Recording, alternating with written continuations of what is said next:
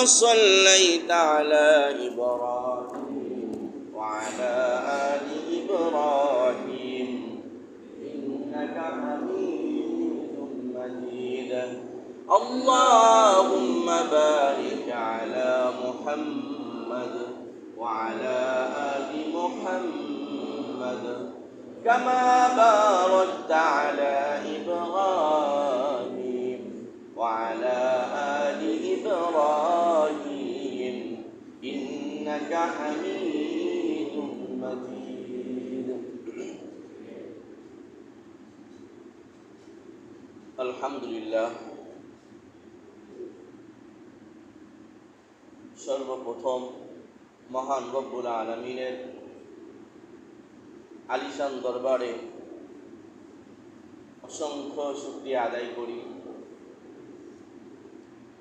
যে আল্লাহ জাল্লা শানুহু ওয়া আম্মা নাওয়ালুহু আমাদেরকে দুনিয়াবি কাজ থেকে ফারেক করে সব ধরনের ঝামেলা থেকে মুক্ত করে সব ধরনের বিপদ থেকে মুক্তি দিয়ে ঈমানের সাথে সওয়াবের আশায় আল্লাহ তাআলার ঘর মসজিদে জুমার নামাজ আদায় করার জন্য এবং এর পাশাপাশি কোরআন ও হাদিসের আলোকে কিছু কথা শ্রবণ করার জন্য তার ঘরে আগে আগে আসার মতো যে রব তৌফিক দান করলেন সে মালিকের দরবারে শুকরিয়া আদায় করে সকলে জোরে জোরে বলে আলহামদুলিল্লাহ। সম্মানিত হাজিরিন,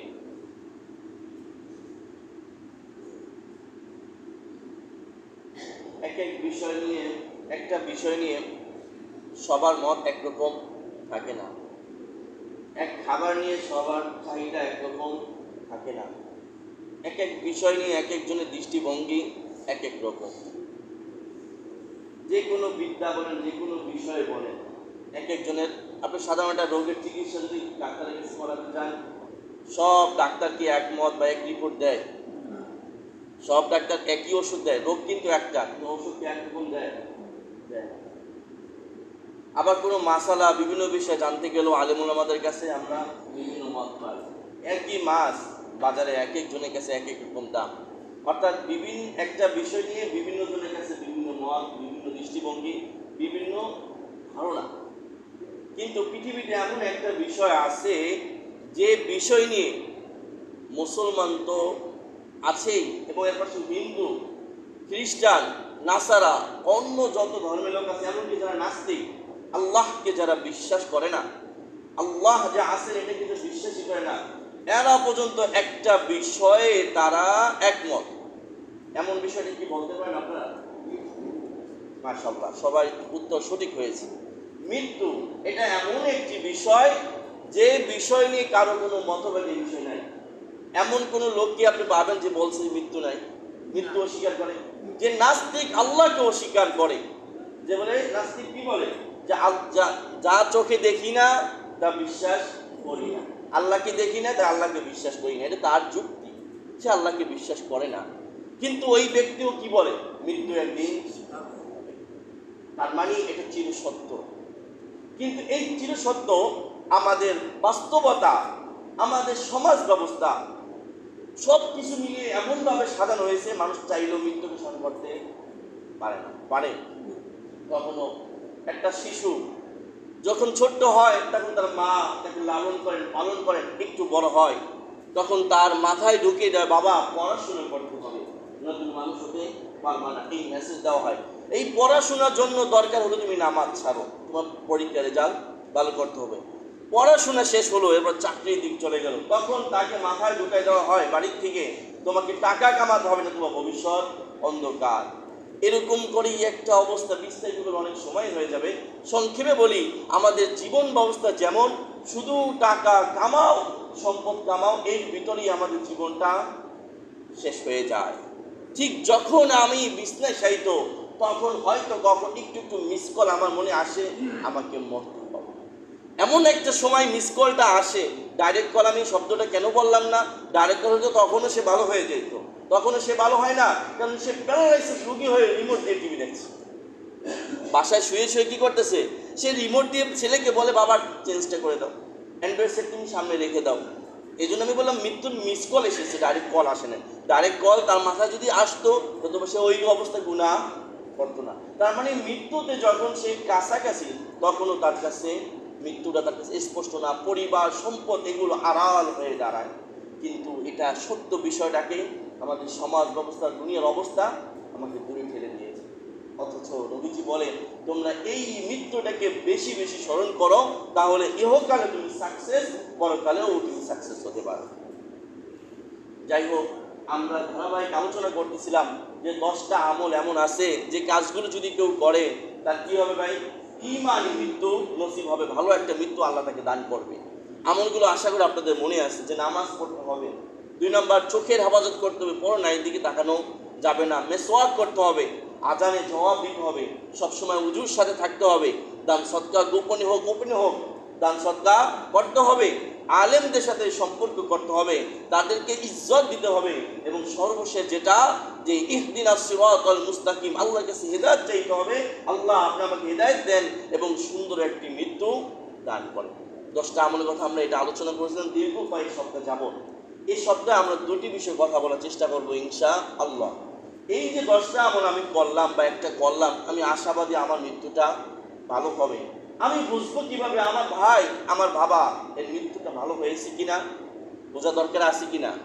অনেক সময় আমরা সন্দিহান হয়ে যাই যে এই মৃত্যুটা আসলে কি, এ তো পানিতে ডুবে মরলো, এ তো আগুনে পড়লো, এর অবস্থাটা কি, সন্দিহান হয় কিনা। আজকে সেই সন্দেহটা আপনাদের অল্প সময়ের ভিতরে দূর করে দিব যে এমনও কোরআন ও হাদিসের আলোকে আমি বুঝতে পারবো যে আমার ভাই বা আমার বাবা, আমার ওয়াইফ, আমার সন্তান যে মৃত্যুবরণ করছে এটা তার ভালো মৃত্যু ছিল না খারাপ মৃত্যু ছিল, এটা জানার দরকার আছে কিনা। 16টা আলামত পাওয়া যায় হাদিসের আলোকে। কোথার আলোকে? প্রতিটা কথার পিছনে হাদিস আছে, কোনো যে আলেমদের বর্ণনা বিষয়টা এমন নয়, প্রত্যেকটা কথাই নবীজির বাণী থেকে নেওয়া হয়েছে। আলহামদুলিল্লাহ 16টি আলামত আছে, যে আলামত একটিও যদি আমার কোনো মুসলমান ভাইয়ের মাঝে পাওয়া যায় বুঝতে হবে তার মৃত্যুটা সুন্দর হয়েছে। 1 নম্বর কি? قال النبي صلى الله عليه وسلم من كان آخر كلامه لا إله إلا الله। কোনো ব্যক্তি মৃত্যু যখন গড়িয়ে আসে, আজরাইলের সাথে সাক্ষাৎ হয়, এরকম সময়ে যদি কেউ কালিমা পড়তে থাকে আর এর একটু পরেই তার মৃত্যু হয়, বুঝতে হবে তার মৃত্যুটা সুন্দর মৃত্যু হয়েছে। যার শেষ বাক্য কি হবে? লা ইলাহা ইল্লাল্লাহ। বুঝতে হবে সে তার মৃত্যুটা অনেক সুন্দর হয়েছে, শুধু সুন্দর হয় নাই, নবীজি বলেন দাখালাল জান্নাহ, এই ব্যক্তিকে আল্লাহ রাব্বুল আলামিন জান্নাত দান করবে। তাহলে 1 নম্বর আলামত কি? আমার কোনো ভাই, কোনো মুসলিম ভাই বোনকে যদি দেখি মৃত্যুর আগে কি করেছে, লা ইলাহা ইল্লাল্লাহ, বুঝতে হবে সে ঈমানে কবরে, তার মৃত্যুটা কি হয়েছে? ভালো মৃত্যু হয়েছে। 2 নম্বর নবীজি বলেন কোনো মুসলমান যখন মারা যাবে যদি দেখো তার কপাল ঘেমে গেছে, কপাল ঘামাক্ত অবস্থা, কপালটা ঘেমে আছে, বুঝবা ওই উম্মতের মৃত্যুটা, তোমার ওই ভাই তোমার ওই বোনের মৃত্যুটা সুন্দর একটা মৃত্যু হয়েছে। তার মানে কপাল ঘেমে যাওয়া এটা মুমিন ব্যক্তির লক্ষণ, যিনি মুমিন, ইনি মুসলমান, এর মৃত্যুটা সুন্দর হয়েছে। বুঝাতে পেরেছি? যে 2 নম্বর আলামত কি? আমার আপনার যদি কপাল ঘেমে যায় মৃত্যুর সময়, বুঝতে হবে আমার মৃত্যুটা সুন্দর একটি মৃত্যু। 3 নম্বর নবীজি বলেন কোন মুসলমান যদি জুমার দিনের রাতে অথবা দিনে মৃত্যুবরণ করে, বুঝতে পারবা তাহলে এই মৃত্যুর অনেক সুন্দর হয়েছে। আজকে কি? জুমার দিন। গতকাল রাত যেটা আমরা ওভারটেক করেছি, পার হয়েছে, সেটা বৃহস্পতিবারের রাত নয়, খাতা কলমে বৃহস্পতিবার রাত, কিন্তু কোরআন ও হাদিসের আলোকে রাত কি আসে ভাই? আগে আসে, রাত আগে আসে না? তো জুমার একটা দিন আর জুমার রাত অতিবাহিত হয়েছে, তার মানে বৃহস্পতিবার রাত আমরা যেটাকে বলি ওটাই কি রাত? শুক্রবারের রাত। তো ওই শুক্রবার রাতে অথবা দিনে যদি কোনো মুসলমান মৃত্যুবরণ করতে পারে, বুঝতে হবে তার কপাল ভালা, সে সৌভাগ্যবান। কে বলেছেন? দয়ার নবী, মায়ের নবী মুহাম্মাদুর রাসূলুল্লাহ সাল্লাল্লাহু আলাইহি ওয়াসাল্লাম। 4 নম্বর কোন ব্যক্তি যদি আল্লাহর রাস্তায় ইসলামকে বুলন্দ করার জন্য, নবীজির সম্মানকে বুলন্দ করার জন্য জীবনটা দিয়ে দেয়, বুঝতে হবে ওই ব্যক্তির ঈমান মৃত্যু এবং সুন্দর একটা মৃত্যু হয়েছে। কি হয়েছে? সুন্দর একটা। শুধু তাই নয়, নবীজি বলেন তোমরা তো মনে করেছো আল্লাহ রাস্তায় মারা গেলে সে শহীদ। শুধু তাই নয়, এই কথা যদি বলে আমি ক্ষান্ত করি, নবীজি বলেন তাহলে আমার উম্মতের শহীদের সংখ্যা কম হবে। কোনো মুসলমান আল্লাহর রাস্তায় বের হলো, এমন অবস্থায় শহীদ জিহাদ করতে যাবে, এরকম যুদ্ধ এখনো করে নাই, এই অবস্থায়ও যদি মারা যায় বুঝতে হবে সে শহীদ হয়েছে। তার মানে তার মৃত্যুটা কি? যুদ্ধ কিন্তু এখনো জিহাদ করে নাই, এমন অবস্থায় মৃত্যু হয়েছে, তাহলেও এটা তার শহীদই মরণ হয়েছে, এটাই তার ভালো মৃত্যু। আরেকটা কি? রাস্তার মধ্যে মৃত্যু হয়েছে তো জানলাম, মহামারী, করোনা হোক, আরো বিভিন্ন ধরনের প্লেগ রোগ হোক, এরকম কোনো মহামারীতে যদি কোনো ব্যক্তি মারা যায়, কোনো মুসলমান মারা যায়, তোমরা তাকে খারাপ বলিও না, বরং ভালো বলিও, কারণ তার মৃত্যুটা সুন্দর মৃত্যু হয়েছে। কি হয়েছে? কে বলেছেন? দয়ার নবী, যে কোনো মুসলমান মহামারীতে, ভয়ঙ্কর যে রোগ বিভিন্ন সময় আসে, এটার মাধ্যমে যদি মারা যায়, তার মৃত্যুটা কি মৃত্যু? ভালো মৃত্যু হয়েছে। কি মৃত্যু হয়েছে? ভালো মৃত্যু হয়েছে। নবী আরো বলেন, কেউ যদি পেটের রোগে আক্রান্ত হয়, কিসের রোগে? চিকিৎসা করাইছে, আবার পেটের রোগে আক্রান্ত, চিকিৎসা করেছে, আবার পেটের রোগে আক্রান্ত, এমন অবস্থা শেষ পর্যন্ত এই পেটের রোগে সে ইন্তেকাল করে, নবীজি বলে সে হুকমি শহীদ হয়ে মৃত্যুবরণ করেছে। সে হুকমি শহীদে। আমাদের মাথায় কিন্তু অনেক সময় কোনো মানুষ অসুস্থ হয়ে মারা গেলে নেগেটিভ ধারণা আসে, এই লোকটা মনে হয় বদ ছিল, যার কারণে এই অবস্থা মারাই গেছে। ইসলাম সম্পর্কে সঠিক ধারণা না থাকার কারণে এমন একটা মন্তব্য, কমেন্ট আমার মুখ দিয়ে এসে যায়। তো কোনো ব্যক্তি যদি পেটের রোগে আক্রান্ত হয়, খারাপ মৃত্যু না ভালো মৃত্যু? আমি কি বোঝাতে পেরেছি? 5 নাম্বার, আপনি আমি রাস্তা দিয়ে যাচ্ছি, হঠাৎ করে তাল গাছ থেকে একটা তাল পড়লো, অথবা এমন ভয়ঙ্কর কোনো একটা ভারী জিনিস পড়লো, অথবা পুরাতন দেওয়াল ভেঙে শরীরে পড়লো, এমন অবস্থায় আমি মারা যাই। এক কথা, দেওয়ালের নিচে চাপা পড়ে বা কোনো হঠাৎ কিছু গায়ের উপর পড়ে, এটাও শহীদী মৃত্যু। এটাও কি মৃত্যু? দেওয়ালের নিচে চাপা পড়ে বা কোনো কিছুর উপর চাপা পড়ে যদি কেউ মারা যায়, এটা কি মৃত্যু? শহীদী মৃত্যু। 6 নাম্বার, নবীজি বলেন কোনো মহিলা গর্ভবতী কি অবস্থায়? এমন অবস্থায় মারা যায়, অথবা বাচ্চা প্রসব করা অবস্থায় মারা যায়।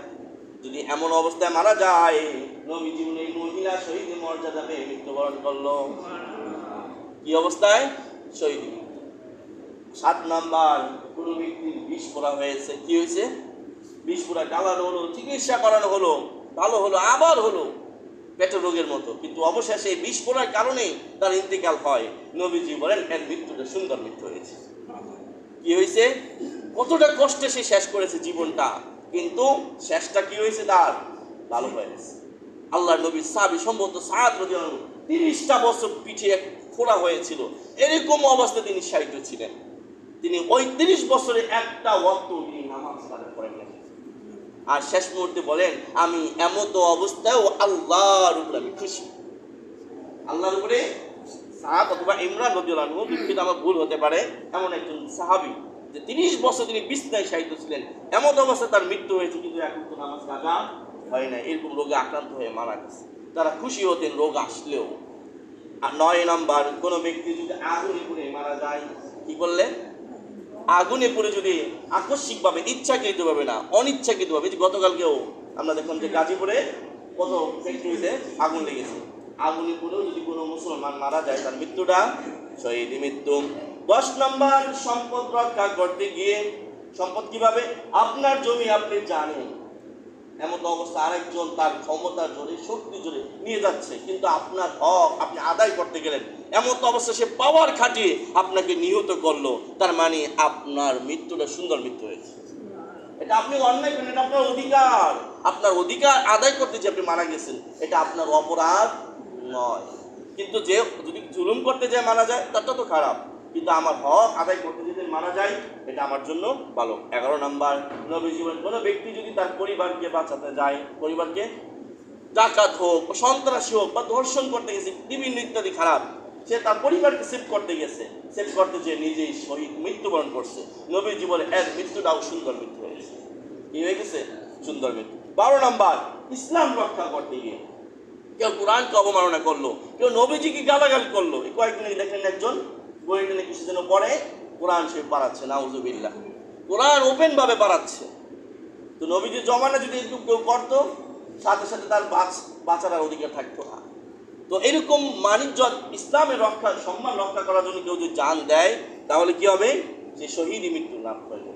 এমনকি কোনো ব্যক্তি যদি নিজের জান বাঁচাতে যায় কি, নিজের জান বাঁচাতে গেছে, ডাকাত তাকে আক্রমণ করেছে, ছিনতাইকারী তাকে আক্রমণ করেছে, মাল বাঁচানোর জন্য বা নিজের জান বাঁচানোর জন্য যদি সে মারা যায়, এটাও তার শহীদ।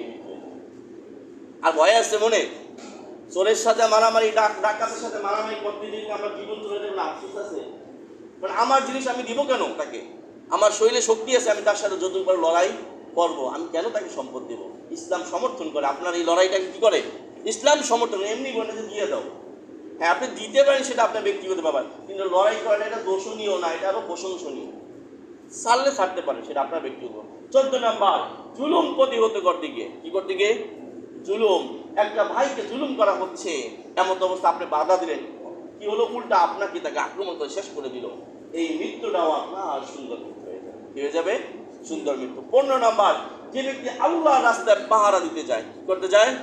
পাহারা দিতে, এমন অবস্থা যদি মৃত্যু হয়, তার মৃত্যুটাও সুন্দর একটা মৃত্যু।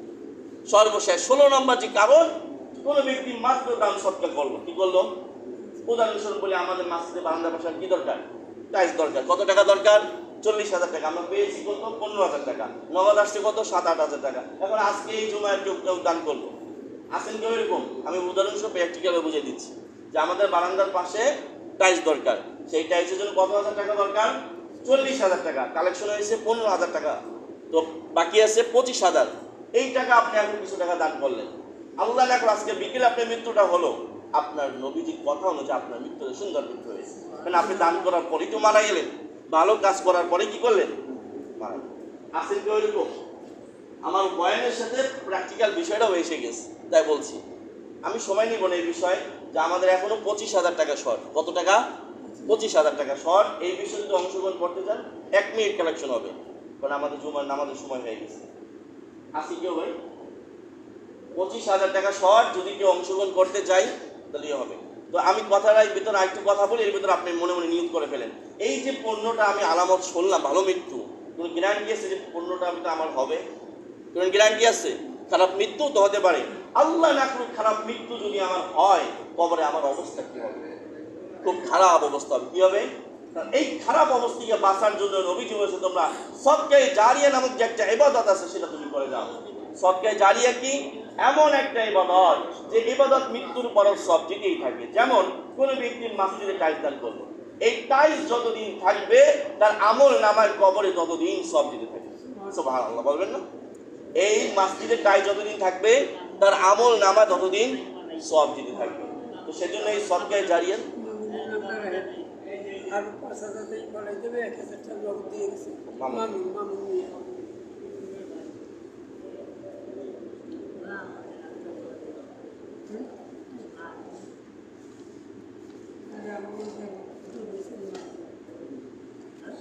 মোট কত টাকা লাগবে? 6,000 টাকা। 6,000, 1,000 নগদ। নগদ।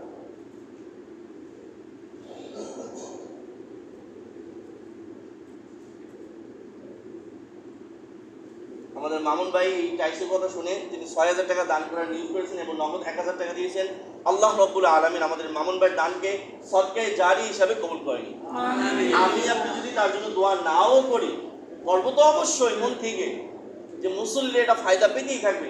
যদি কেউ আমরা কি পূর্ণতা মিলে দোয়া নাও করি, এই টাইলস যতদিন থাকবে, মসজিদ যতদিন থাকবে, তার কবরে, তার জীবনে, এই যে আজকে এই যে টাকাটা দিল, এখন থেকে তার সব যায়। নবীজি বলছেন 7টা জিনিস এমন আছে যেগুলো সদকায়ে জারিয়া। কল বানাই দাও উম্মতের জন্য, তুমি সব পাবা। গাছ লাগাই দাও, সব পেতে থাকবা। বিধবাকে বিবাহ বসাই দাও, ওই মেয়ে যতদিন ভালো কাজ করবে তুমি সব পেতে থাকবা। অথবা কোন মসজিদ তুমি বানাও, ওই মসজিদ যতদিন থাকবে তোমার আমল নামের সব দিতে থাকবে। তো এই কাজটা হলো সদকায়ে জারি। এই জন্য এই বিষয়গুলো আমি বারবার বলি। তো আল্লাহ তাআলা আমাদের মামুন ভাই দানকে সদকায়ে জারি হিসাবে কবুল করুন, সকলে বলে আমিন। আলামিন। ওই আগে লেখাইছিলেন? ও আচ্ছা, ওটা 500 টাকা। আচ্ছা, ওটা আমি দিয়ে দেবো। আর কেউ আছেন? আর 1 মিনিট সময় নেব, বেশি সময় নেব না, যেহেতু আমাদের নামাজের পরে দোয়া আছে। তো 6,000 টাকা হলো, আর 19,000 টাকা দরকার, মানে 40 প্লাস, তারপর আমাদের আনুমানিক 40 হয়ে যাবে না? তো ইনশাল্লাহ আমরা যারা এখনো দেই নেই, আগামী সপ্তাহে দেওয়ার নিয়োগ করবো ইনশাআল্লাহ। আল্লাহ রাব্বুল আলামিন যে কথাগুলো আজকে আলোচনা করা হলো, কি আলোচনা ভাই? লাগাসান ভালো দাও।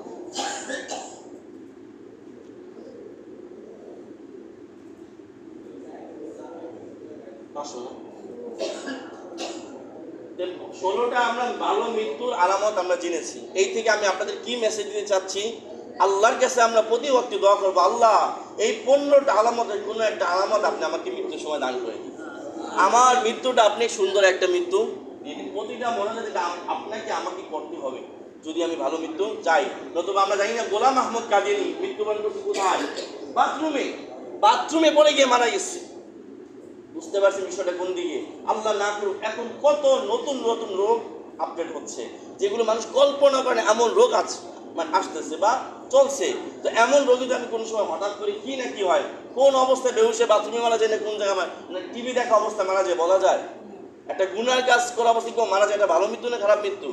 কিন্তু ওপেন ভাবে বোঝা যায় কেউ সুদে টাকা লাগা রাখছে, এমন অবস্থায় মারা গেছে। যুবক ছেলেরা খারাপ খারাপ অনলাইনে সাবস্ক্রাইব করে রাখছে, মারা গেছে, তার ওই যে পেজ এর মধ্যে খারাপ ভিডিওগুলো আসতেছে, খারাপ বিশ্বের সবচেয়ে জারি হয়ে গেছে। সে মৃত্যুর পর কিভাবে গুনাহ পাইতেই থাকবে। এই মামুন ভাই যেরকম পাইছে সব পেতেই থাকবে, ওই যুবক বা সে গুনাহ পাইতেই থাকবে। সেজন্য আল্লাহর কাছে আমরা কি ফরিয়াদ করবো ভাই? আজকে জুমার যে মূল বিষয় যে আল্লাহ আমাকে একটা সুন্দর মৃত্যু দিয়ে, যে আমল করলে সুন্দর মৃত্যু পাওয়া যাবে সেই আমলে তৌফিক দেন এবং সুন্দর একটা মৃত্যু আমাকে আল্লাহ দান করেন। আমি কি বোঝাতে পেরেছি? আল্লাহ রাব্বুল আলামিন আমাকে এবং আপনাদের সবাইকে যেন আমাদের শেষ মুহূর্তে যেন কালিমা পড়ে মৃত্যুবরণ করতে পারি সেই তৌফিক দান করেন সকলে বলে আমিন। বাকি নামাজের উপর দোয়া আছে, আমরা সকলে বসার চেষ্টা করবো ইনশাআল্লাহ।